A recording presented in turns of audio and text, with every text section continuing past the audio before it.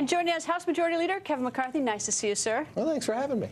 Well, the president says that ISIS is the outgrowth of al-Qaeda in Iraq. I guess blame President Bush 43. To me, that's absurd because he's been in president for 6 years. ISIS didn't even start in Iraq. It started in Syria.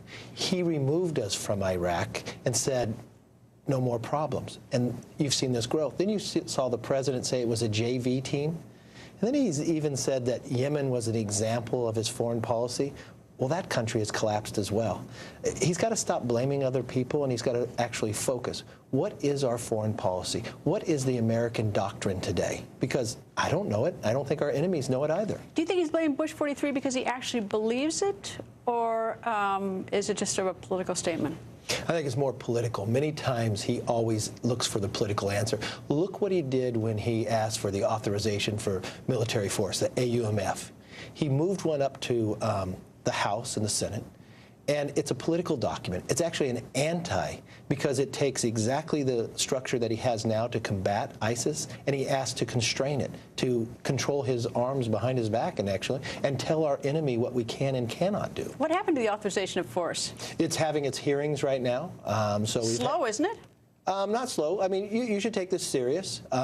When the president's legal counsel came in to brief a number of us, I asked him, how many military generals did you talk to in writing this? He said none. This was done by the administration and members of Congress. That's not how you deal with military. That's a political answer. And I'd like to see an answer that actually combats ISIS and wins. Well, I'm a little bit surprised at the president's comment, because even if if it is true that ISIS sort of is an outgrowth of al-Qaeda in Iraq, and it commenced in Syria, but since the point where he says it's JV, it's expanded to Libya, it's expanded back into Iraq, ISIS. You've got Boko Haram getting married to ISIS. You've got Indonesia growing with ISIS. You've got ISIS in all parts of the world. So it's like, what are we doing to stop that?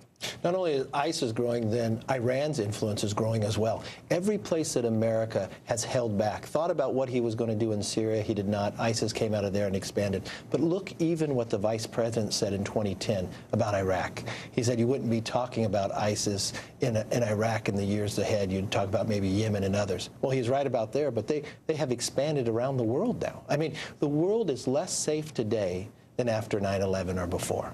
That is a sad comment of what's gone on, and he's been president for 6 years. This has been his policy of how to combat when ISIS was created, and it's not working. Let me turn the corner to Congressman Aaron Schock. How did you learn that he was going to, or is going to resign? I learned, as everybody else, directly from the newspaper. And you don't think that's odd? I think it's odd, but I think Aaron's gone through a lot, and I think what he's saying right now is that he's going to put his constituents, can't continue to go through with what's going on, so he's going to step back, the best for his constituents, and move on. Are you surprised that he's resigning? I was surprised that he was resigning, yes. Why? I just talked to him earlier in the day, saw what he was going through. I know it's not easy, but I think some of the problems is he had his attorneys, couldn't answer some of the questions. Some of the things he said aren't true out there. I think he just said, if I'm going to represent my people, constituents, this has kind of overshadowed it now. Maybe I can't do the job, so maybe I should move on. Well, so what happens to his seat? Well, his seat would be a special election. I think the governor would have 5 days to call it. Then the election happens in somewhere like 120 days. So it's a Republican seat, though. I expect Republicans to hold it. Mr. Leader, thank you for joining us. Hey, thank you, and happy St. Patrick's Day. Happy St. Patrick's Day to you, sir.